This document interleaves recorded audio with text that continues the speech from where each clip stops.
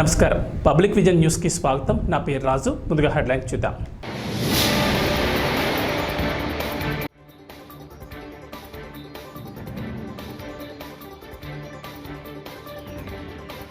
మీ బిడ్డకు ఓటేస్తే పథకాల కొనసాగింపు, చంద్రబాబుకు ఓటేస్తే పథకాల ముగింపు, సీఎం జగన్.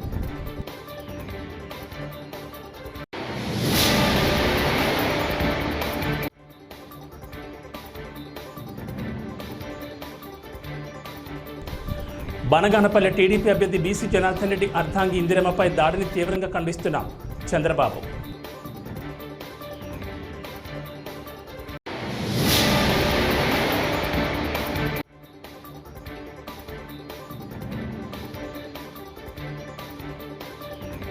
ల్యాండ్ టైటిలింగ్ చట్టం జే గ్యాంగ్ చట్టంలా ఉందని ఎన్డీఏ నేతలు ఆరోపణ.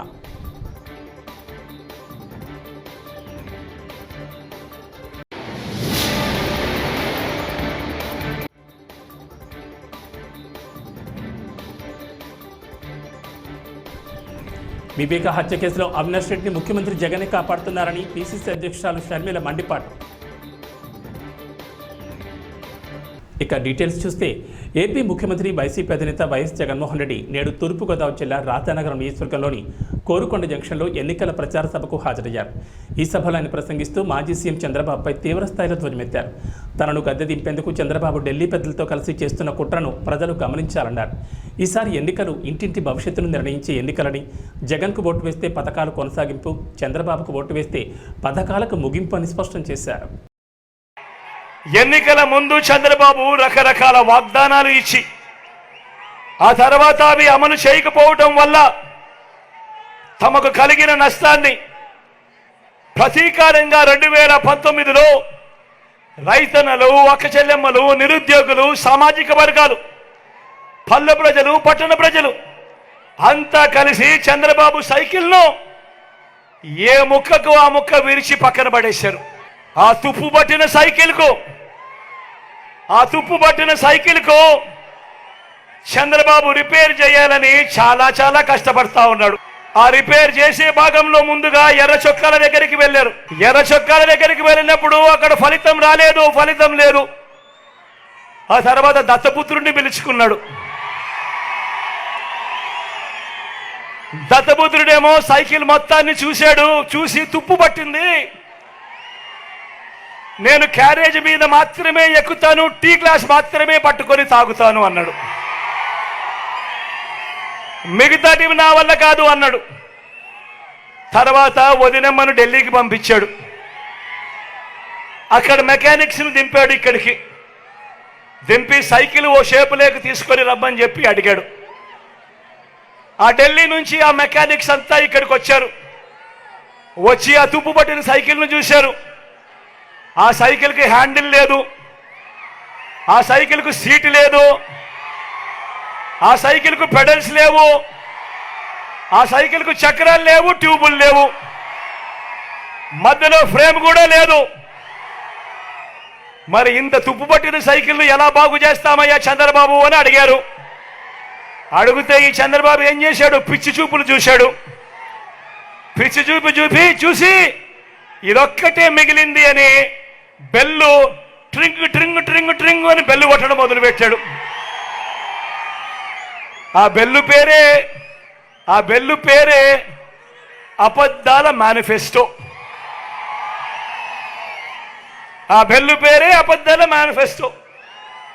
ఇలా అధికారంలోకి వచ్చేదాకా అబద్ధాలు. నంద్యాల జిల్లా బనగానపల్లిలో టీడీపీ అభ్యర్థి బీసీ జనార్దన్ రెడ్డి అర్ధాంగి ఇందిరమ్మపై దాడి చేయడం తెలిసిందే. దీనిపై టీడీపీ అధినేత చంద్రబాబు ఆగ్రహం వ్యక్తం చేశారు. ఎన్నికల ప్రచారంలో ఉన్న ఇందిరమ్మపై వైసీపీ నేత కాటసాని రామిరెడ్డి కొడుకు ఓబుల్ రెడ్డి దాడికి పాల్పడ్డాడని తీవ్రంగా ఖండిస్తున్నట్లు తెలిపారు. తల్లి వయసున్న మహిళలపై రాళ్లు, కర్రలతో దాడి చేసిన ఈ సంస్కారహీనులను, రౌడీలను మళ్లీ గెలిపించాలా అని ధ్వజమెత్తారు. ఈ ముఖ్యమంత్రి మాట్లాడుతున్నాడు, కొత్తగా ఒక టైటిల్ యాక్ట్ తీసుకొచ్చాడు. నేను అడిగా ఈ సైకోని, భూమి నువ్వు ఇచ్చావా? పట్టాదారు పాస్ పుస్తకం పైన ఫోటో ఎవరిది తమ్ముళ్ళో అని మిమ్మల్ని అడుగుతున్నా. జగనన్న భూ హక్కంట. వీళ్ళ నేను అడుగుతున్నా ఒకే మాట, నీ తల్లి మొగుడిచ్చాడా? మీ అమ్మమ్మ మొగుడిచ్చాడా? మీ నాన్నమ్మ మొగుడిచ్చాడా? మీ జేజే తాత ఇచ్చాడా? ఎవడిచ్చాడు? మా తాతలు ఇచ్చారు, మీ తాతలు ఇచ్చారు, అవునా కాదా? మీ నాన్న ఇచ్చాడు ఈ ఆస్తి, అవునా కాదా? ఎవరి ఫోటో ఉండాలి? నా భూమి పైన 14 ఏళ్ళు ముఖ్యమంత్రి చేసిన నేను నా భూమి పైన సైకో ఫోటో పెట్టుకోవాలా? ఏం తమ్ముళ్ళు, అర్థమైందా మీకు? ల్యాండ్ టైటిలింగ్ చట్టం చేగ్యాంగ్ చట్టంలా ఉందని ఎన్డీఏ నేతలు ఆరోపించారు. నీతి ఆయోగ్ రూపొందించిన ల్యాండ్ టైటిలింగ్ చట్టానికి వైకాపా రూపొందించిన చట్టం పొంతం లేదని ఎన్డీఏ నేతలు అన్నారు. ప్రజల ఆస్తులకు సంబంధించిన పత్రాలపై జగన్ చిత్రం ఏంటని నేతలు ప్రశ్నించారు.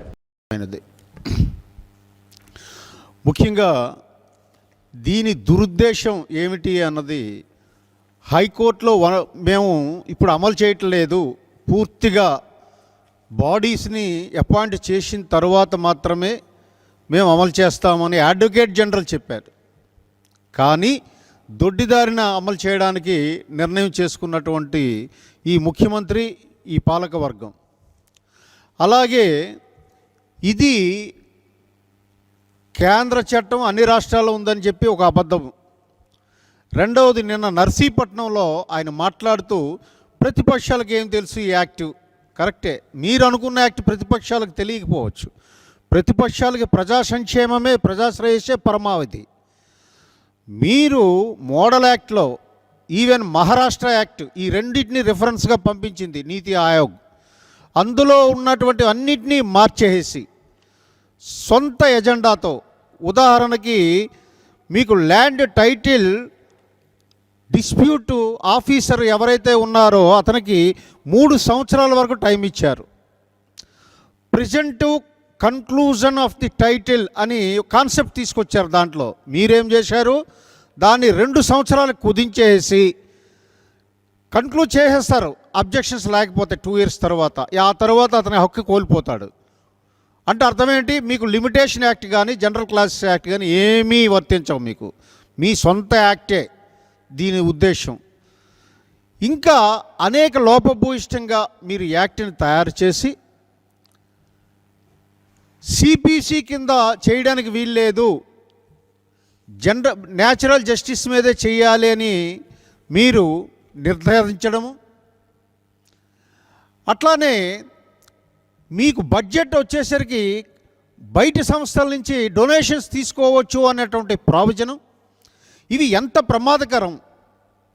రెండవది, హైకోర్టు కానీ ఏమైనా డిసైడ్ చేసినట్లయితే మీరు ల్యాండ్ టైటిలింగ్ ఆఫీసర్ దగ్గర 1 వీక్ ఆర్ 15 డేస్ ఆర్డర్తో సహా మీరు ప్రొడ్యూస్ చేయకపోయినట్లయితే మీరు హక్కును కోల్పోతారన్నటువంటి ప్రావిజను. వివేక హత్య కేసులో అవినాష్ రెడ్డిని ముఖ్యమంత్రి జగనే కాపాడుతున్నారని పీసీసీ అధ్యక్షురాలు షర్మిల మండిపడ్డారు. వైఎస్ఆర్ జిల్లా కమలాపురం నియోజకవర్గంలో ఎన్నికల ప్రచార బహిరంగ సభలో ఆమె పాల్గొన్నారు. అవినాష్ రెడ్డి అమాయకుడని రవీంద్రనాథ్ రెడ్డి జగన్ చెబుతున్నారని షర్మిల ఆగ్రహం వ్యక్తం చేశారు. వీళ్ళని అమాయకులంటే ఎవరైనా నమ్ముతారా అని ఎద్దేవా చేశారు. వివేకానంద రెడ్డి గారి విషయంలో న్యాయం జరిగిందా అన్న? 5 సంవత్సరాలు అయింది వివేకానంద రెడ్డి గారు చనిపోయి, మరి ఇప్పటి వరకు న్యాయం ఎందుకు జరగలేదమ్మా? వివేకానంద రెడ్డి గారు అంటే ఎవరు? రాజశేఖర రెడ్డి గారి తమ్ముడు. అలాంటిది రాజశేఖర రెడ్డి గారి తమ్ముడే చచ్చిపోతే ఇక న్యాయం జరగకపోతే ఇక సామాన్య ప్రజలకు న్యాయం ఏం జరుగుతుంది లోకంలో? అసలు న్యాయం అన్నది బతుకుంది అన్న నమ్మకమైనా ఉంటుందా? వివేకానంద రెడ్డి కుటుంబం, వివేకానంద రెడ్డి బిడ్డ తట్టని తలుపు లేదు న్యాయం కోసం, ఎక్కని మెట్టు లేదు న్యాయం కోసం. పోలీసుల స్టేషన్ల చుట్టూ, కోర్టుల చుట్టూ 5 సంవత్సరాలుగా తిరుగుతుంది. న్యాయం జరిగిందా అన్న? హత్య జరిగిన రోజున మాకు కూడా తెలియదు ఎవరు చంపారు అని, ఎవరు చంపించారు అని. కానీ సిబిఐ అన్ని సాక్ష్యాలు, ఆధారాలు చూపించి మరి అవినాష్ రెడ్డి గారు చంపించారు అని చెప్తున్నా కూడా జగన్మోహన్ రెడ్డి గారు గత 5 సంవత్సరాలుగా అదే అవినాష్ రెడ్డి గారిని కాపాడుకుంటూ వచ్చారు. ఎందుకు అని అడుగుతున్నాం. హంతకుల్ని కాపాడాల్సిన అవసరం ఏముంది అని అడుగుతున్నాం. జగన్మోహన్ రెడ్డి గారు స్వయంగా అంత ఘోరంగా, క్రూరంగా హత్య చేస్తే ఆయన 7 సార్లు గొడ్డలితో ఆయన తల మీద నరుకుతే ఆయన ఎముకలు బయటకు వచ్చాయి, ఆయన మెదడు బయటకు వచ్చింది. ఇల్లంతా రక్తమైంది. అలాంటిది సాక్షి ఛానల్లో మాత్రం హార్ట్ అటాక్ అని చెప్పుకుంటూ వచ్చారు. ఎందుకు అని జగన్మోహన్ రెడ్డి గారు ఈ రోజు వరకు సమాధానం చెప్పలేదు. హత్య జరిగిన రోజున సిబిఐ ఎంక్వైరీ కావాలి అని చెప్పిన జగన్మోహన్ రెడ్డి గారు ఈరోజు ఎందుకు సిబిఐ ఎంక్వైరీ వద్దంటున్నారో ఇంతవరకు సమాధానం చెప్పలేదు. మరి ఏమని అర్థం చేసుకోవాలి ఇదంతా చూస్తే? 5 సంవత్సరాలుగా హత్య చేయించింది వీళ్ళు అని తెలిసి కూడా కాపాడడం కాకుండా మళ్ళీ ఇప్పుడు 5 సంవత్సరాల తర్వాత అదే అవినాష్ రెడ్డి గారికి టికెట్ ఇచ్చారు. ఇది న్యాయమేనా? ఇది ధర్మమేనా? అంటే హత్య చేసిన వాళ్ళే మళ్ళీ గెలవాలి, అధికారాన్ని వాడుకొని తప్పించుకొని తిరగాలి, మళ్ళీ వాళ్ళే చట్టసభలకు వెళ్ళాలి. పోనీ చట్టసభలకు వెళ్ళి ఏమైనా చేశారమ్మా? ఎంపీగా మీరు 2 సార్లు గెలిపించారు అవినాష్ రెడ్డిని. ఎప్పుడైనా పనికొచ్చాడా? ఎప్పుడైనా మీ దగ్గరికి వచ్చి సమస్యలు తీర్చాడా? కడప స్టీల్ ఫ్యాక్టరీ ఎంపీగా ఒక్కసారైనా పార్లమెంట్లో లేవనెత్తాడా? కడప స్టీల్ ఫ్యాక్టరీ రాజశేఖర రెడ్డి గారు ఉండుంటే ఎప్పుడు పూర్తయిపోయేది. మరి అవినాష్ రెడ్డి గారు ఎంపీగా ఉండి కూడా 10 సంవత్సరాలుగా ఏం చేస్తున్నాడనా? మచిలీపట్నం పెనమలూరు దాడి ఘటనలో బాధ్యులపై చర్యలు తీసుకోవాలని డీజీపీకి ఫిర్యాదు చేసినట్లు సిటిజన్స్ ఫర్ డెమోక్రసీ కార్యదర్శి నిమ్మగడ్డ రమేష్ తెలిపారు. ఎన్నికలు ప్రశాంతంగా జరిగేందుకు చర్యలు తీసుకోవాలని సిటిజన్స్ ఫర్ డెమోక్రసీ ప్రతినిధులు డీజీపీ హరీష్ కుమార్ గుప్తాను కలిసి వినతిపత్రం ఇచ్చారు. పోలింగ్ కేంద్రాల్లో అక్రమాలు, దౌర్జన్యాలు జరగకుండా చర్యలు తీసుకోవాలని డీజీపీని కోరినట్లు సిఎఫ్డి ప్రతినిధులు తెలిపారు. ఎస్సీస్ మీద జరిగిన దాడి కేసులో నేను కూడా చూసిందాం. ఇప్పుడు కేసెస్ ఫైల్ చేశారు అని చెప్పేసి భోగట్టా నేను కూడా చూశాను. ఇదే సంగతి నేను డీజీపీ గారికి చెబుతూ మన నిబద్ధత, డిపార్ట్మెంట్లో పారదర్శకత, జవాబుదారీతనం, ఇటువంటి సంఘటనలకి ప్రతిస్పందించే విధానం మీద, మీరు తీసుకునే చర్యల మీద ఆధారపడి ఉంటుంది. మీరు ఎటువంటి సడలింపులు లేకుండా ఎంత ఉన్నత పదవుల్లో ఉన్న వాళ్ళైనా కూడా వీరినెవరిని కూడా వదలకుండా వాళ్ళ మీద కఠినంగా చట్ట ప్రకారం చర్యలు తీసుకోండి. ఇదే విషయాన్ని నేను డీజీపీ గారి దృష్టికి కూడా తీసుకొచ్చాను. ఆయన కూడా మేము తప్పకుండా ప్రజాస్వామ్యబద్ధంగా చట్ట ప్రకారం రూల్ ఆఫ్ లాని తప్పనిసరిగా అమలు. గుంటూరు జిల్లా మంగళగిరిలో నిర్వహిస్తున్న పోస్టల్ బ్యాలెట్ పోలింగ్ గందరగోళంగా సాగుతోంది. ఎవరి ఓటు ఎక్కడో తెలియక చాలా మంది ఉద్యోగులు తీవ్ర ఇబ్బందులు పడుతున్నారు. ముఖ్యంగా ఇతర జిల్లాల నుంచి వచ్చిన ఉద్యోగులు తమ ఓటు హక్కు వినియోగించుకునేందుకు అవస్థలు పడుతున్నారు. ఎవరిని అడగాలో దిక్కుతోచని స్థితిలో ఉన్నారు. పోలింగ్ అధికారులను అడిగితే వాళ్ళు విసుక్కుంటున్నారని ఆవేదన వ్యక్తం చేశారు.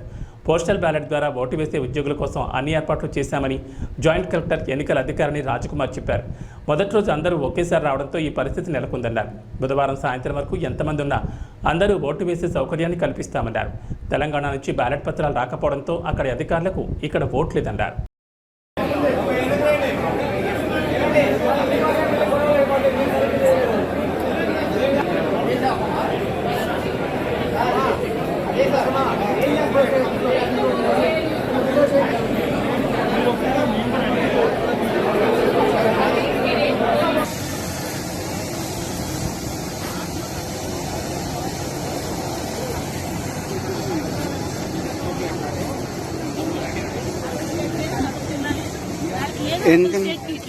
ఎందుకని?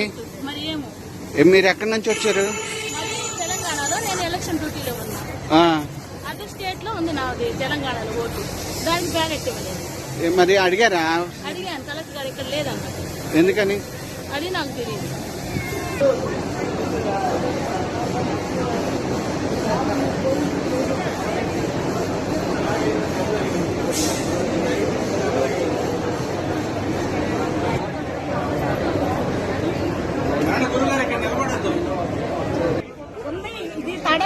వెళ్తున్నాను కనుక్కుంటా మంగళగిరి కాన్స్టిట్యూషన్. ఇప్పుడు ఎంతసేపు అయింది మీరు వచ్చి ఇక్కడికి? చాలా సేపు అయింది. మేము వచ్చి 9ంటికే వచ్చాం. ఎక్కడ మీరు పనిచేసేది? మేము నోటెక్కి చేస్తాం, టీచర్గా, మెడికల్ డిపార్ట్మెంట్. రెస్ట్ అన్నారని గుంటూరు సైడ్ అందరూ రండి అని చెప్పి నిలబెట్టారు. ఉపయోగించుకున్నారు. అలాగే సెకండ్ ట్రైనింగ్ కి మరుసటి రోజు వచ్చిన పిఓస్, ఏపీఓస్ కి 6వ తారీఖున మనం ఫెసిలిటేట్ చేశాము. వాళ్ళు కూడా వారి ఓటు హక్కును వినియోగించుకున్నారు. ఈ రోజు మనం ఓపీఓస్, పోలీస్ ఫెసిలిటేట్ చేస్తూ ఉన్నాం. ఇక్కడ ఎలా అంటే ఓపీఓస్ వర్కింగ్ వాళ్ళు మన మంగళగిరిలో వర్క్ చేస్తే ఇక్కడే వచ్చి ఓటు వేయొచ్చు. అలాగే మిగతా మన గుంటూరు జిల్లా కాకుండా మిగతా 25 జిల్లాల్లో కూడా వాళ్ళు ఓటర్లుగా ఉండి మన మంగళగిరిలో పనిచేస్తూ ఉంటే ఆ పోస్టల్ బ్యాలెట్ కూడా మన గుంటూరుకి చేరింది, మన మంగళగిరికి చేరింది, వాళ్ళు కూడా ఇక్కడే ఓటు వేయొచ్చు. సో మనం మన జిల్లా ఓటర్స్తో పాటు అదర్ జిల్లా ఓటర్స్ మన జిల్లాలో పనిచేస్తూ ఉంటే వారికి కూడా మనం ఈరోజు ఫెసిలిటేట్ చేస్తూ ఉన్నాం. ఈరోజు మన జిల్లా పోలీసు 450 మంది, అదర్ జిల్లా పోలీసు దగ్గర 1000 మంది, 1500 మంది పోలీసు ఈరోజు ఇక్కడ పోస్టల్ బ్యాలెట్ని వినియోగించుకుంటున్నారు. ఓపీఓస్కి వచ్చినప్పటికీ 500 వరకు ఈరోజు పోస్టల్ బ్యాలెట్ని వినియోగించుకుంటున్నారు. చెప్పేది ఏంటంటే ఎవరన్నా ఎంప్లాయీస్ ఎలక్షన్ డ్యూటీలో ఉండి మంగళగిరి ఓటర్ అయ్యి ఉండి ఫామ్ 12 అప్లై చేయకపోయినా కంగారు పడొద్దు. రేపు ప్రతి ఒక్కరికి ఎలక్షన్ డ్యూటీ ఆర్డర్ తీసుకొస్తే ఫామ్ 12 స్పాట్లోనే ఇచ్చి నింపించి పోస్టల్ బ్యాలెట్ ఇవ్వడం అగును. కోవూరు ఎమ్మెల్యే ప్రసన్న కుమార్ రెడ్డి బుచ్చిరెడ్డిపాలెం మండలంలోని పోలినాడి చెరువులో ఎన్నికల ప్రచారం చేశారు. ఈ క్రమంలో ఆయనకు స్థానికుల నుంచి నిరసన ఎదురైంది.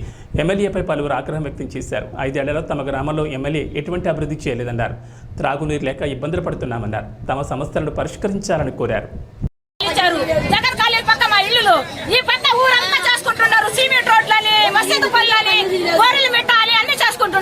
మా ఈదికి ఒక్క చేసిన వాడు లేడు.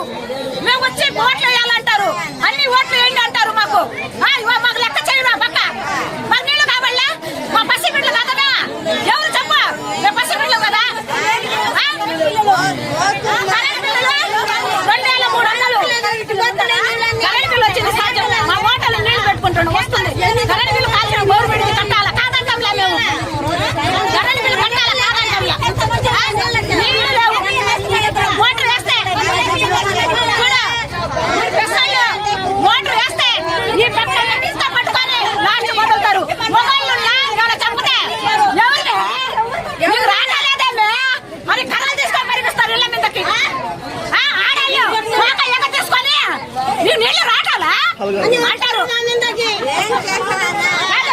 నీళ్లు కావాలి బాగా. మా మొబైల్ కొత్త లాస్ట్ కష్టాలు పోతారు, ఆటలు పోతారు, పిల్లకాయలు నీళ్లు కావద్దు మాకు.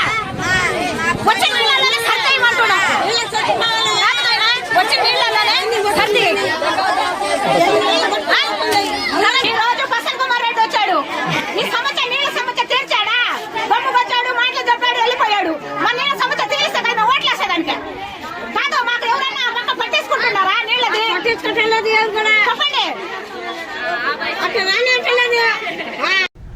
ఆళ్లగడ్డ మండల పరిధిలో కల్లా ప్రముఖ పుణ్యక్షేత్రమైన అహోబిలంలో కొలువైన శ్రీ వరాహ సన్నిధిలో సోమవారం వరాహ జయంతి సందర్భంగా ఆలయ ప్రధాన అర్చకుడు కిడాంబి వేణుగోపాల స్వామి సుదర్శన హోమం, నవకలశ తిరుమంజనం నిర్వహించారు. ఉభయదారులుగా శ్రీ రంగారావు గోష్ఠి సభ్యుల బృందం, అహోబిలం వారు పాల్గొన్నారు. పెద్ద ఎత్తున భక్తులు పాల్గొని స్వామివారిని దర్శించుకున్నారు. అనంతరం భక్తులకు అన్నదాన కార్యక్రమం నిర్వహించారు.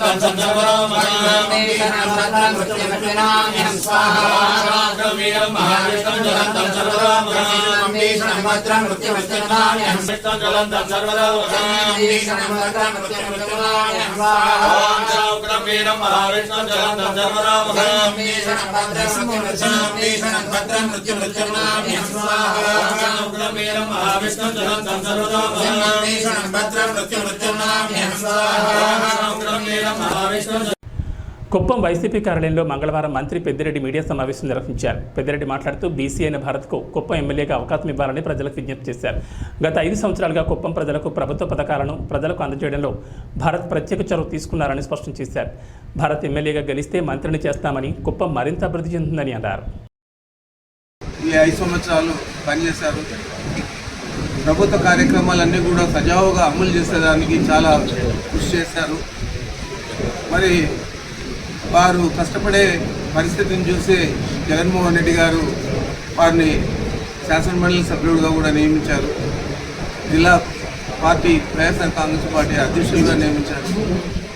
మరి ఇలాంటి పరిస్థితుల్లో మేము అనేక పర్యాయాలు ఇక్కడ నేను కూడా పర్యటించి అందరికీ అందుబాటులో ఉండి ఎవరెవరికి కావాల్సిన సహాయ సహకారాలు నా శక్తి మేర అందించాను. మరి మేము ఈరోజు ఒకటే అడుగుతూ ఉన్నాం, మరి 7 సార్లు 8 సార్లు ఒకే వ్యక్తికి ఇచ్చే బదులు ఇది ప్రధానంగా బీసీలకు సంబంధించిన నియోజకవర్గం, ఇక్కడ బీసీలకు ప్రాధాన్యత ఇవ్వాలా. మరి మేము బీసీ నాయకుడిని తీసుకొచ్చి ఇక్కడ శాసనసభ అభ్యర్థిగా పెట్టాం. మరి ఒకసారైనా మీ బీసీలందరూ కూడా మన బీసీ అని భారత్కు అవకాశం ఇవ్వండి అని చెప్పి మిమ్మల్ని అందరినీ కూడా కోరుతా ఉన్నారు. ఏం చేద్దంటే భారత్ మీకు తెలియదు కాదు, ఈ 5 సంవత్సరాలు చాలా కష్టపడ్డాడు పార్టీ కోసం. ప్రభుత్వ పథకాలన్నీ అమల్లో కూడా సజావుగా జరిగే విధంగా చర్యలు తీసుకున్నాడు. మరి అత్యంత సన్నిహితుడు మన ముఖ్యమంత్రి గారికి. గడిచిన 5 ఏళ్ల పాలనలో ఎమ్మెల్యే చెవిరెడ్డి భాస్కర్ రెడ్డి స్థానిక సంస్థలు నిర్వహించేసి గంజాయి, ఎర్రచందనం, ఇసుక, మట్టి, భూములు కబ్జాలు, దాడులు, దౌర్జన్యాలు, రౌడీజం సాగించారని, ఆ పాలనను ప్రజలు ఓ పేడకల్లా మర్చిపోవాలని చంద్రగిరి టీడీపీ ఎమ్మెల్యే అభ్యర్థి పులివర్తి నాని అన్నారు. సోమవారం రామచంద్రాపురం మండలంలో విస్తృత పర్యటన చేశారు. రామచంద్రాపురం, కమ్మకండ్రిగ, కుప్పం, బాదూరు గ్రామాల్లో సభలు, సమావేశాలు నిర్వహించారు. గత 2014 నుంచి 19 వరకు ఉన్నప్పుడు ఏ విధంగా మన జిల్లాని ఏ విధంగా అభివృద్ధి చేశాడు మీకు తెలుసు. ప్రతి ఒక్క మహిళలకు కానీ, బడుగు బలహీన వర్గాలకు కానీ, రైతులకు కానీ, యువతకు కానీ అన్ని వర్గాలు కూడా సమన్వయం చేసుకుంటూ కూడా వెళ్ళటం జరిగింది. ఈ రోజు ఈ ప్రభుత్వం వచ్చిన తర్వాత ఇంతవరకులా ముఖ్యంగా రైతు సోదరులు ఆలోచించాలి. ల్యాండ్ ఈక్విటీ యాక్ట్ అనేది వచ్చింది, కొత్త జీవో. ఆ జీవో కానీ ఇంప్లిమెంట్ చేస్తే ముఖ్యంగా మా నరసింహులు అట్లాంటి వాళ్ళు చాలా దెబ్బ యాక్ట్ గా రిలీజ్ అయిందంటే, ఎందుకంటే మంచి ఆస్తులు ఉన్నాయి ఆయన. కాబట్టి ఇటువంటి యాక్ట్ వచ్చిందంటే ప్రతి ఒక్క రైతు సోదరుడు మనం బాధపడాలి. ఎందుకంటే కాగితం మనకి రిజిస్ట్రేషన్ జరిగితే పాస్బుక్ రాదు, రిజిస్ట్రేషన్ పేపర్ రాదు, ఒక జిరాక్స్ పేపర్ వస్తుంది. ఆ జిరాక్స్ పేపర్ ఎత్తుకుంటే ఎక్కడ పెట్టుకోవాలో ఒకసారి ఆలోచించండి. మన ఇంట్లో మంచి కార్యక్రమం జరిగినా, మంచి కూతురుకో కొడుక్కో లేదా ఇల్లు కట్టుకోవాలన్నా కూడా మనం ఉండే ల్యాండ్స్ లేదంటే ఏదైనా స్థలం ఎత్తుకొని పోయి బ్యాంకులో పెట్టి డబ్బు తీసుకుంటాం. ఈ రోజు ఆ పరిస్థితి ఉండొచ్చు. ఇదే జగన్మోహన్ రెడ్డి వచ్చినాడంటే దానికి కారణం ఈ పేపర్ వల్ల మన యొక్క డాక్యుమెంట్ మొత్తం కూడా బ్యాంకులో అతను ఆల్రెడీ కుదబెట్టుకుంటాడు. తణుకు నియోజకవర్గంలో 2వ రోజు మంగళవారం పోస్టల్ బ్యాలెట్ ఓటింగ్ ప్రక్రియ కొనసాగుతోంది. స్థానిక జిల్లా పరిషత్ బాలికల ఉన్నత పాఠశాల ఆవరణలో ఏర్పాటు చేసిన 6 పోలింగ్ బూత్ల ద్వారా ఎన్నికల్లో పాల్గొనే సిబ్బంది తమ ఓటు హక్కును వినియోగించుకుంటున్నారు. నియోజకవర్గంలో మొత్తం 2156 మందికి గాను సోమవారం 1138 మంది తమ ఓటు హక్కును వినియోగించుకోగా, మిగిలిన వాళ్ళంతా మంగళవారం ఓటు హక్కు వినియోగించుకోవాల్సి ఉంది.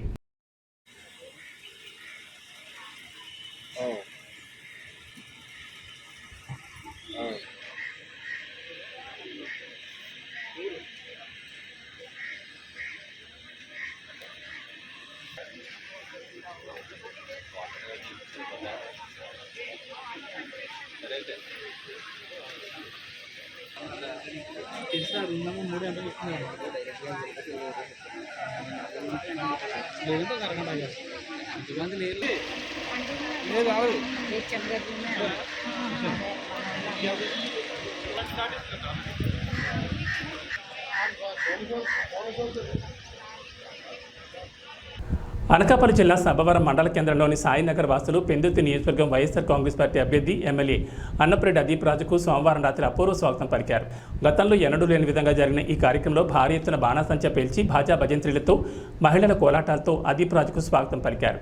ఈ సందర్భంగా జరిగిన సభలో అదీప్ రాజు మాట్లాడుతూ రాష్ట్ర ముఖ్యమంత్రి వైఎస్ జగన్మోహన్ రెడ్డి ప్రవేశపెట్టి అమలు చేస్తున్న సంక్షేమ పథకాలను విషం కక్కుతున్న విపక్ష పార్టీలు అడ్డుకుంటున్నాయని ఆరోపించారు. చివరికి వృద్ధులకు, వికలాంగులకు, వితంతువులకు నెలవారీ ఇస్తున్న పింఛన్లను కూడా చంద్రబాబు నాయుడు తన అనుచరులతో ఎన్నికల కమిషనర్కు ఫిర్యాదులు చేయించి అడ్డుకున్నారని ఆగ్రహం వ్యక్తం చేశారు. ప్రతి గ్రామంలో, ప్రతి సెంటర్లో కూడా వైఎస్ రాజశేఖర రెడ్డి విగ్రహాలను మనం పూజింపు చేసుకున్నాం. జోహార్ వైఎస్ రాజశేఖర రెడ్డి. ఎన్నికల మేనిఫెస్టోలో ఏదైతే మనకి హామీలు ఇచ్చారో ప్రతి హామీని కూడా తూచా తప్పకుండా 100% హామీలన్నీ కూడా నెరవేర్చి మరలా రెండోసారి ఎన్నికల్లో విజయ దుందుని మోగించడానికి ఎన్నికల సంకారం పూజించారు కాబట్టి మరి ప్రజలందరూ కూడా అప్రమత్తంతో ఉండి ఏ ప్రలోభాలకి కూడా మనం లోపడకుండా ముందుకు పోవాలని చెప్పి మీ అందరికీ తెలియజేసుకుంటున్నాం. పైన ఎవరు చెప్పదు, అక్కడి నుంచి విందాం సార్. జై జగన్. చాలా సంతోషం. బాగున్నారమ్మా అంతా? సభాధ్యక్షులు సోదరు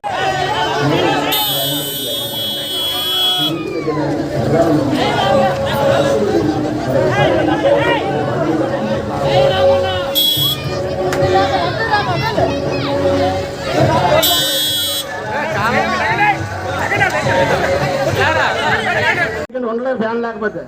ఆ ఫ్యాన్ కా చూసి ఈ ఫ్యాన్కి కుట్టాలి, మర్చిపోవద్దు. మన గుర్తు మన గుర్తు మన గుర్తు మన నాయకుడు మన నాయకుడు.